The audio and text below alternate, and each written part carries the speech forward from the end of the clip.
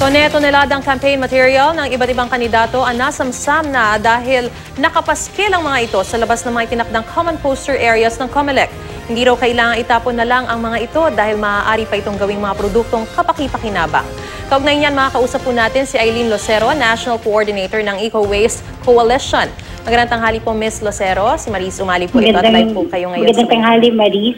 Una po sa lahat, ma'am, gaano na po ba karami yung mga nakukumpiskang mga poster at tarpaulin ng mga kandidatong wala sa common poster areas? Yung nakuha namin na datos ay hanggang February na 18 pa lamang. So, ito yung meron na 5 truck ng 5 truck katumbas ng 7 tons na basura yung nakuha na ng MMDA. So far wala pa kami dagdag na datos mula doon. Pero paano po ba mapapakinabangan yung mga nasamsam na mga election na materials po na ito? I understand kasi sa isang lugar sa bansa, gagawin pong mga bag ng mga estudyante?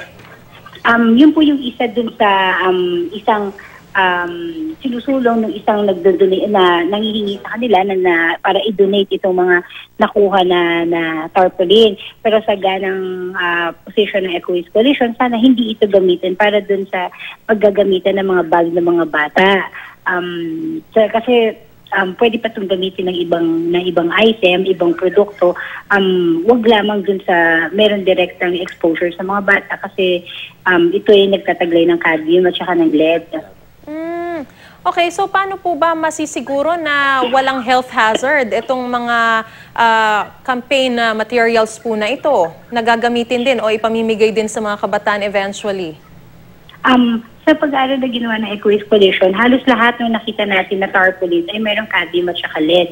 Okay. Kaya ang sinasuggest at nare-recommenda ng Eco Waste Coalition, maaari itong gamitin na yung mga pang-outdoor, sabihin pwedeng tool belt, organizer, para sa bill, brochure at magazine, laundry bag, o kaya yung mga carry bag at shopping bag na pwede rin itong gawing pananggalang sa ulan at saka sa init na kadalasan ginagamit naman ng ating mga kababayan. Alright. Paano po ba makakatulong yung publiko, lalong-lalo na po yung mga kandidato para hindi na dumami? Kasi parang sasabihin ng mga kandidato, wala naman silang kinalaman, pero mga tauhan din pala nila yung mga naglalagay nitong mga poster, mga tarpaulin, mga campaign materials outside of the common poster areas.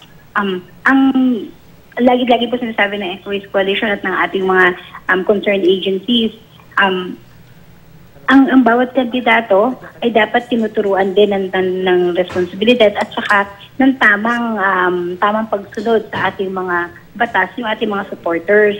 Kaya hindi dahilan na ito ay kanilang mga supporters na nagkabit. Dapat responsable yung mga kandidato na alam din ng kanilang mga supporters yung tama at ano yung nasa sa batas. Ang Eco Waste Coalition ay nananawagan din sa mga politiko natin na hinay-hinay sa pagpapagawa ng kanilang mga tarpaulin. Ikabit lamang ito sa tamang panahon at sa mga otorisadong lugar. At tiyakin, manalo-matalo, na tatanggalin nila ito pagkatapos ng kampanya at huwag na hayaan na MMDA o DPWH pang magtanggal ng kanilang mga campaign materials. Eileen, si Rafi Tima ito, no?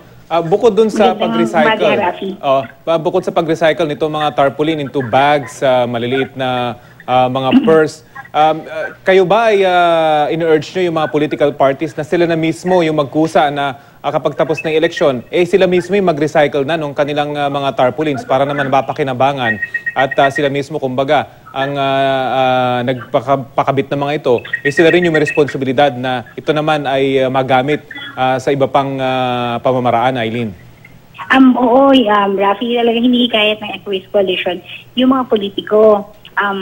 Sabi nga natin, tanggalin yung mga campaign materials pagkatapos ng kampanya at syempre maaari nilang gawin na isang livelihood projects para dun sa mga nasasakupan nila ng komunidad o kaya naman kung meron sila mga ilang organisasyon na po pwedeng gumawa para mapakinabangan pa ulit itong mga tarpaulins na ito.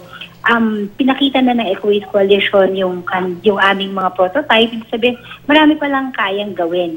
At maganda na tulong-tulong, lalo na yung mga kandidato, na linisin at iwasan yung pagdami ng mga basura dito sa ating bansa.